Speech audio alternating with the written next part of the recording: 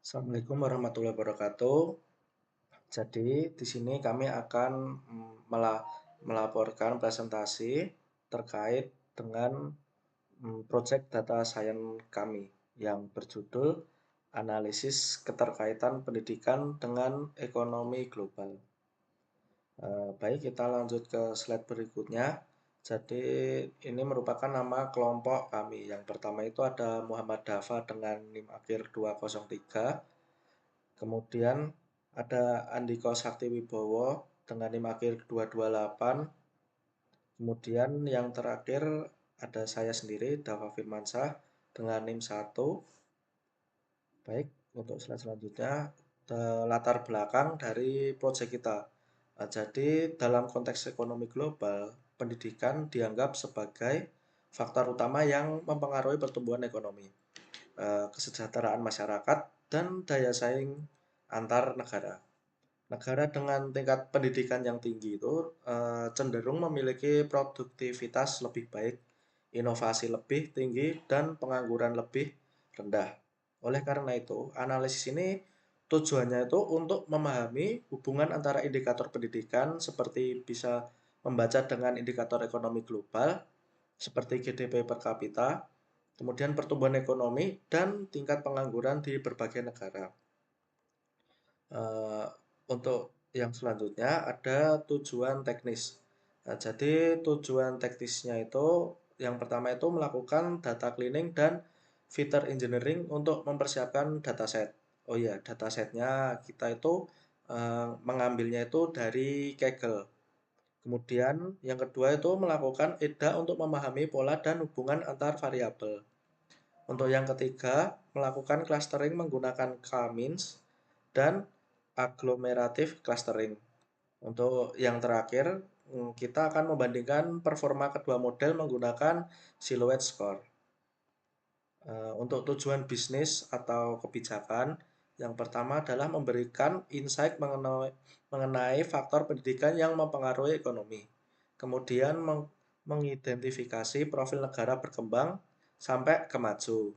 Untuk selanjutnya, kita akan memberikan rekomendasi berbasis data untuk peningkatan pendidikan dan ekonomi global. Nah, dari data yang Kaggle tadi, kita menjumpai data dictionary. Itu yang pertama ada country, data type-nya objek, kemudian ada literasi rate, kemudian ada precision density, kemudian ada GDP, current USD, kemudian ada GDP growth, kemudian ada GDP per kapita, kemudian ada GDP per kapita kategori, selanjutnya ada unemployment rate, kemudian ada kontinen, kemudian ada log GDP, kemudian ada literasi index, dan yang terakhir itu ada economic health index.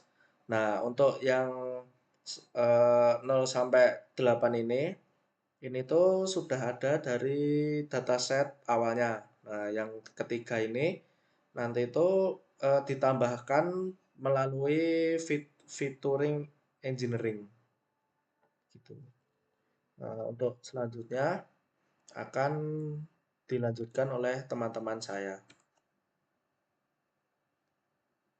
Perkenalkan diri, nama saya Andi Wibowo dengan NIM 123230238. Di sini saya akan melanjutkan presentasi dari Mas Dava Firmansyah.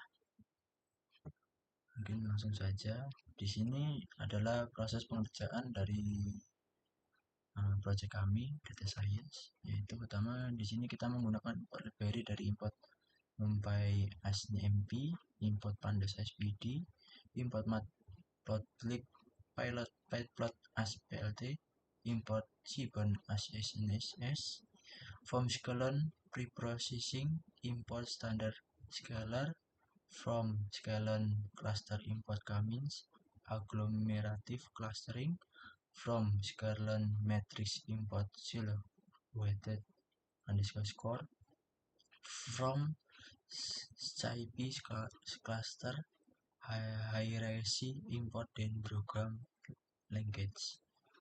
Untuk Di sini kami menggunakan load dataset yaitu DFPD, READ, CSV, edukasi, ekonomi data CSV. Untuk data understanding, kami mengecek struktur dataset baris kolom, memahami arti setiap variabel pendidikan dan ekonomi, mengecek missing value dan duplikasi. Hasilnya tidak ada karena sudah dicoba. Untuk mengecek tipe data, kami menggunakan numerik dan kategori. Melihat statistik awal untuk mengetahui nilai ekstrim. Selanjutnya, data cleaning. Kami mengecek dan memastikan tidak ada missing value. Mengecek duplikasi data, hasil tidak ada duplikasi di dalam pengecekan. Outlier dianalisis namun tidak dihapus karena mencerminkan kondisi negara nyata. Kemudian encoding, kolom kategorikal, kontinen, and GDP kategori. Normalisasi atau standarisasi fitur numerik standar scalar.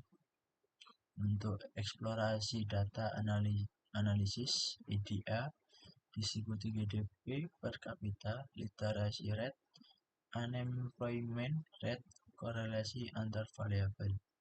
Clustering, kami menggunakan Cummins, di mana pengujian jumlah cluster via elbow method dan evaluasi Silhouette score.